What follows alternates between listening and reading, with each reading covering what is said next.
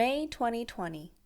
Luckin Coffee employee Li Liang processed 300 million coffee vouchers to customers to try for Employee of the Month. Turns out, she isn't real. This video explores the fall of Luckin Coffee and its potential comeback even after committing fraud.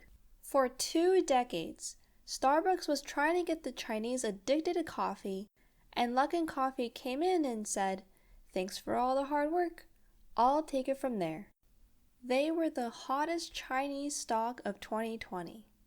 They were valued at $12 billion. That's a lot of beans.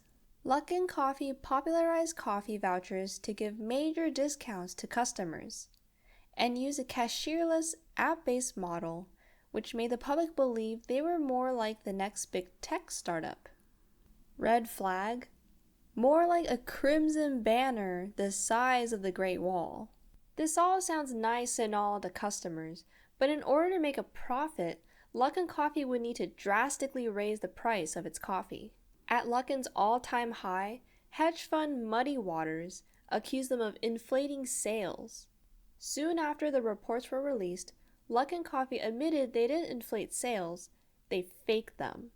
$310 million worth of coffee.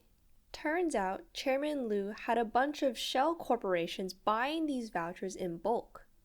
So no coffee was actually being made, he was just selling and buying pieces of paper. This is where Li Liang comes in. She's part of the procurement department, which means she processes supplies. The very supplies meant for all the vouchers being bought. Well, turns out she's a ghost. And I'm not talking about the ghosts in my basement. I'm talking about a ghost meant to create the illusion they were having crazy good sales to inflate their stock price. If not for the special investigations on Luckin, no one would be the wiser.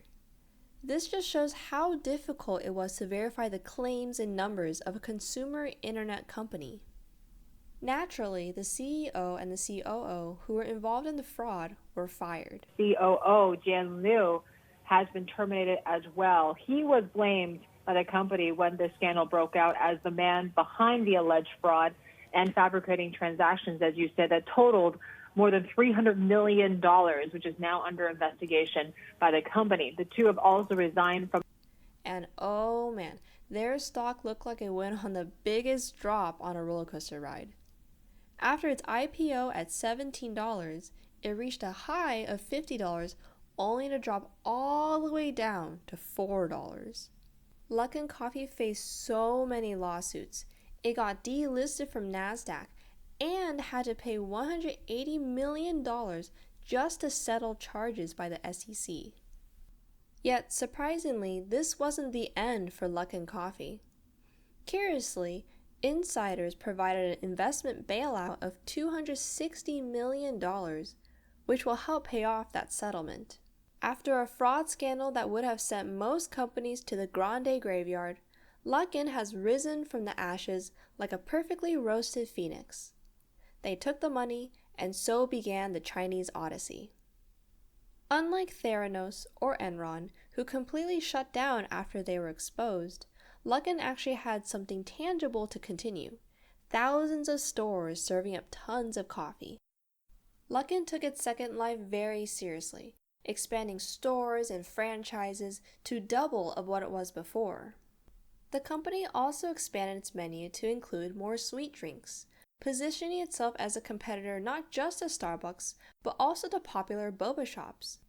It's like they're trying to give everyone in China a simultaneous caffeine and sugar high. Their revenue shot up 87%, proving that sometimes people can't ignore a cheap cup of joe. Sure, they're still not profitable, but hey, Rome wasn't built in a day, and neither was a coffee empire. Ironically, Luckin is facing competition from Coty Coffee, newly founded by the fired Luckin execs.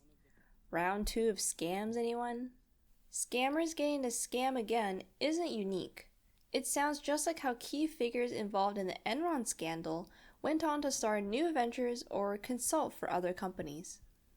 Because nothing says "trust me with your money" quite like a track record of financial fraud.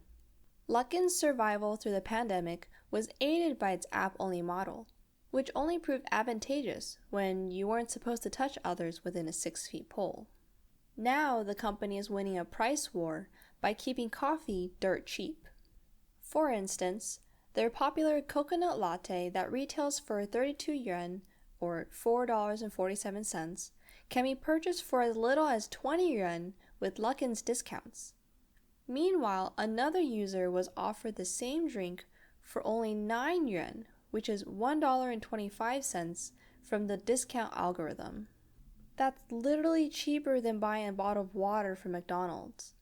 I'm not saying I would get a coconut latte, but Luckin seems to have a better pulse on Chinese taste buds than its foreign competitors. The coconut latte is popular in China, but probably wouldn't work in America, unless it shows up on TikTok or something. This gives Luckin an edge over Starbucks, which is now led by a former Chipotle executive. They essentially went from faking Mexican food to faking Italian drinks. Luckin's brand ambassador, popular Chinese singer Jackson Yi, is helping them get ahead of competition. He's so popular, fans would probably drink from the ocean if he endorsed it. Luckily, Luckin's just sticking to coffee. For now.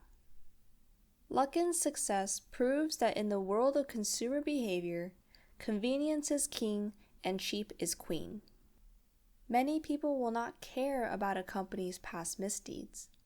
Just like Amazon, where shoppers are used to and maybe even expect one-day delivery. The coffee market in China presents unique challenges. Traditionally a tea-drinking nation, coffee companies must work hard to cultivate a coffee culture. Despite these hurdles, Luckin has managed to carve out a significant market share through its tech-savvy approach, aggressive pricing, and coconut lattes. While Luckin's comeback story is impressive, it's worth noting that the company still faces significant challenges.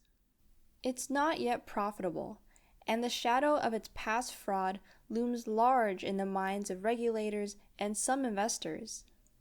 However, for now, it seems that Chinese consumers are willing to forgive, or at least overlook, Luckin's past transgressions in favor of cheap, convenient coffee.